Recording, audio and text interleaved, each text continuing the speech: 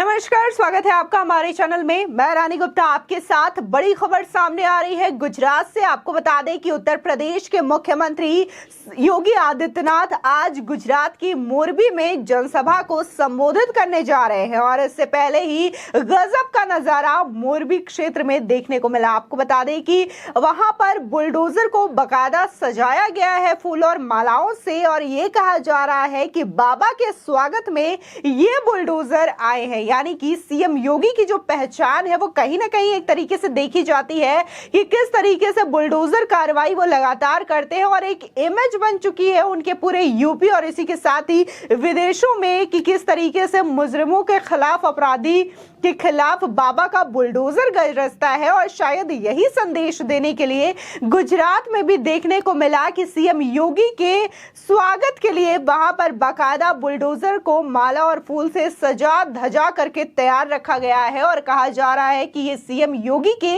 स्वागत के लिए वहां पर पहले से ही बुलडोजर को रखा गया है। आपको बता दें कि पिछले साल यानी कि 2017 को भी सीएम योगी आदित्यनाथ गुजरात गए थे और वहां पर उन्होंने चुनावी प्रचार को अंजाम दिया था। और ये कहना गलत नहीं होगा कि एक बार फिर से सीएम योगी आदित्यनाथ वहां पर कई जनसभाओं को संबोधित करने वाले हैं। बीजेपी अपना धुआंधार रैली करने वाली है और ऐसे में ये जो बुलडोजर है वहां पर एक अलग छाप छोड़ते हुए नजर आ रहा है।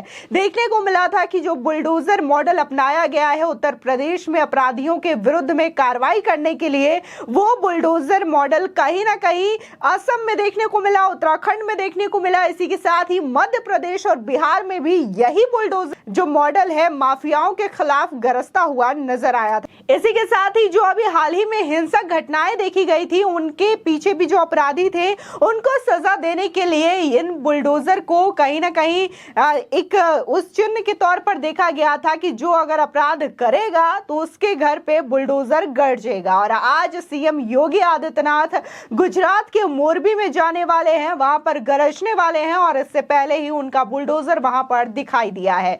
बता दें कि हिमाचल प्रदेश के बाद उत्तर प्रदेश के मुख्यमंत्री योगी आदित्यनाथ शुक्रवार से गुजरात में गरजेंगे। दरअसल सीएम योगी आज मोरबी, भरूच और सूरत में जनसभाओं को संबोधित करने वाले हैं। जानकारी के मुताबिक वो सबसे पहले मोरबी के वाकानेर से बीजेपी उम्मीदवार जितेंद्र भाई सोमानी के लिए वोट मांगेंगे। इसके बाद वो भरूच के झांगड़िया सीट पर रितेश भाई वासना के पक्ष में जनसभा को संबोधित करेंगे।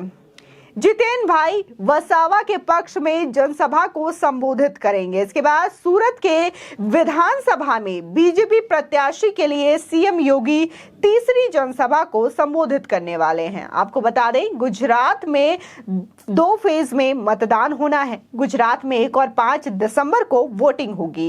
इसके बाद 8 दिसंबर को हाल में संपन्न हिमाचल विधानसभा चुनावों के साथ ही गुजरात विधानसभा चुनावों के नतीजे सबके सामने आने वाले हैं। जानकारी के मुताबिक सीएम योगी चुनाव प्रचार की समाप्ति तक योगी अलग अलग दिनों में करीब हफ्ते भर गुजरात के अलग अलग क्षेत्रों में चुनावी सभाओं को संबोधित करेंगे। अगर रोज वो 3 से 4 सभाओं को संबोधित करें तो उनकी सभाओं की संख्या 21 से 28 तक हो जाती है। जिस तरीके से उनकी मांग है उसे देखते हुए ये संख्या अधिक भी हो सकती है, ऐसा भी अनुमान लगाया जा रहा है। बता दें हिमाचल जैसे 12 जिलों वाले छोटे से राज्य में भी डिमांड की वजह से ही सीएम योगी का 68 विधानसभा क्षेत्रों में 16 में सभाएं करनी पड़ी। इस दौरान सीएम 5 दिनों के दौरान हिमाचल के 8 जिलों में गए। वहीं गुजरात में योगी के फोकस में वो विधानसभा क्षेत्र होंगे जहां उत्तर भारतीयों की संख्या अधिक होगी। आपको बता दें गुजरात के पिछले विधानसभा चुनाव में भी सीएम योगी ने 29 जिलों का दौरा किया था। 35 विधानसभा सीटों के लिए जनसभाओं को संबोधित भी किया था।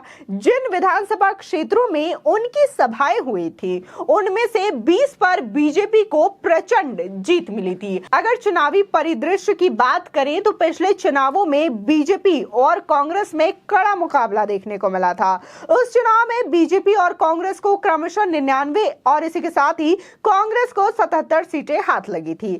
इसमें एक एनसीपी और 5 सीटें अन्य के खाते में आई थी। इस बार आम आदमी पार्टी ने गुजरात में जोरदार एंट्री की है। लगातार देखने को मिला कि कैसे अरविंद केजरीवाल दिल्ली छोड़ के गुजरात में चुनाव प्रचार करते हुए नजर आए थे। उनके साथ जो पंजाब के नए नए सीएम है भगवंत मान, वो भी उनके चुनावी जनसभा में नजर आए थे। ऐसे में कहा जा रहा है कि यह मुकाबला त्रिकोणीय हो गया है। हालांकि बार बार अरविंद केजरीवाल यह दावा कर रहे हो कि मुकाबला बीजेपी वर्सेस आम आदमी पार्टी का है, लेकिन अभी भी कांग्रेस का कहीं ना कहीं जो प्लान है वो इस चुनाव में देखने को मिल रहा है। और कहा जा रहा है कि लास्ट मोमेंट में कांग्रेस कई जनसभाओं को भी संबोधित कर रही है। फिलहाल इसका क्या असर गुजरात चुनाव में देखने को मिलेगा ये तो वक्त ही बताएगा, लेकिन अभी देखने को मिल रहा है कि लगातार स्टार प्रचारक की लिस्ट में इस बार सीएम योगी भी हैं। और जिस तरीके से हिमाचल प्रदेश में वो गरजे हुए नजर आए थे, तो इस बार अब वो गुजरात के विधानसभा चुनाव में भी पहुंच चुके हैं और यहां पर 3 जनसभाओं को वो संबोधित करने वाले हैं। 2017 में भी उन्होंने शानदार रैलियां की थी, धुआंधार प्रचार किया था और इसी का नतीजा कहीं ना कहीं देखने को मिला था कि एक बार फिर से प्रचंड बहुमत के साथ गुजरात में बीजेपी की सरकार बनी थी। आपको बता दें, अब तक जितने चुनावी सर्वे आए हैं उनमें आम आदमी पार्टी की जो भूमिका है कहीं ना कहीं एक वोटर काटने वाले की ही है। उसके पाले में जाने वाले अधिकांश वोट कांग्रेस के ही माने जा रहे हैं। वैसे भी आम आदमी पार्टी का ये इतिहास रहा है कि वो जहां भी सत्ता में आई कांग्रेस को ही शिकस्त देकर आई है, यानी कि जो कनेक्शन है सीधे तौर पर वो बीजेपी वर्सेस आम आदमी पार्टी का ही रहा है। और जो वोट काटने का सिलसिला है वो कांग्रेस के ही वोट काटते हुए आम आदमी पार्टी दिखाई दी है। अगर यही ट्रेंड गुजरात में भी देखने को मिला तो चुनाव बीजेपी के लिए पिछले चुनाव से काफी ज्यादा आसान हो जाएगा। उनकी सीटों की संख्या भी बढ़ सकती है। तमाम चुनावी सर्वे भी लगातार यही बता रहे हैं। मसलन वोटर सर्वे के मुताबिक गुजरात में बीजेपी को 131 से 139 या फिर 45 तक भी मिल सकती है।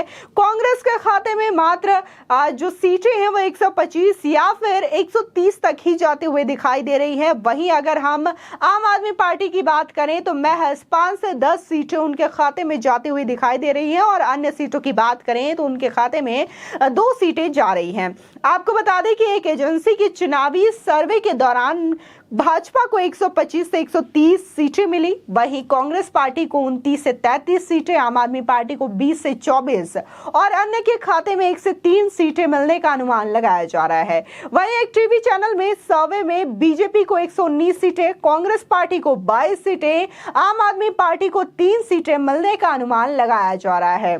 फिलहाल ये जो तमाम दावे हैं वो कहीं ना कहीं सर्वे में भी साफ तौर पर देखने को मिल रहा है कि बीजेपी ही आगे चलती हुई दिखाई दे रही है। यानी कि ये कहना गलत नहीं होगा कि विधानसभा 2022 के चुनावों में भी जो आंकड़ा है ये दर्शाता है कि अभी भी गुजरात में भगवा लहर है और 27 साल सरकार बनाने के बाद इस बार फिर से बीजेपी प्रचंड बहुमत के साथ गुजरात में अपनी सरकार बनाएगी।